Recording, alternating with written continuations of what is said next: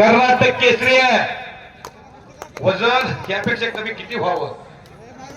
कवली बिलवी पोरं इकडे सोमनाथ डोंग, अजय राजमाने आणि रामचंद्र नंदगोंड असा मुकाबला सुरू झाला.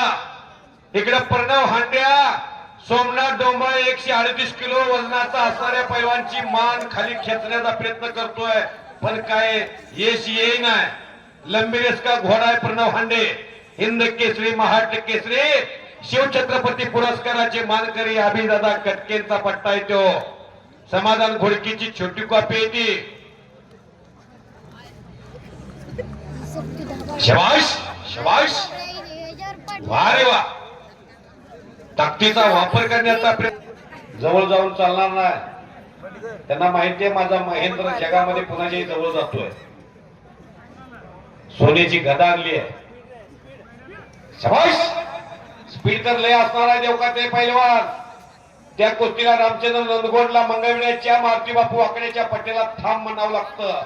अजय राजमाने आणला. हे हे हे हे हे लय शान, लय गरीब, एवढी ताकद आहे. जरा सुद्धा मगरूर नाही. मी धनाजी मध्ये बोलतोय. नाहीतर असला पोरगा एखाद्या गावात जर ताकदीचा असला आणि मेंदून कमी असला की गावाला किती मोठा त्रास मला माहिती आहे.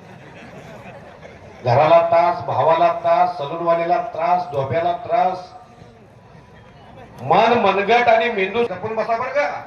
आपल्याला सोसत नसतंय. त्याचं 138 आणि ह्याचं 84 आहे. वजन झालं बघा किती. हिशोब करा. अंगावर खत पडला एवढा बोजा, खाली चपाती रोड रोड फिरवली होती. सुका पाटलाचा मावाचा भाव आहे तो.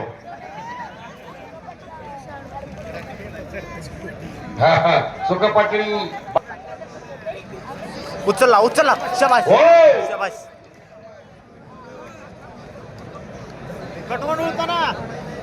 पुण्यामधून जहासर यांच्याकडून आखाड्यामध्ये चाललेल्या प्रत्येक कुस्तीला 500-500 रुपयाचं बक्षीस आलंय. आता 4 कुस्त्या राहिल्या. 4 कुस्त्याला जहासरांच्या तर्फे 500-500 रुपयाचं बक्षीस दिलंय. हे बक्षीस आहे. जहासर कौतुक आहे.